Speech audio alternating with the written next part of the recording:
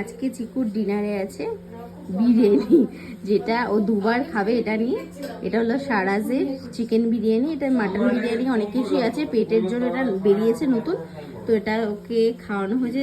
First দিন আমি ছিলাম না বাড়িতে, তো এটা সেকেন্ড দিন খাওয়ানো হচ্ছে। এটার প্রাইস 299। তো দেখা যাক এটা কেমন। প্যাকেজিংটা তো দেখতেই পাচ্ছ, খুবই সুন্দর। এই যে গুড়গুড় করছে, তো এটা খুলে দেখা যাক। তো এটা খোলা হচ্ছে এখন, দেখা যাক। বাবা, তো একটা চাকু লাগবে জিদ্দা, নিয়ে আসো।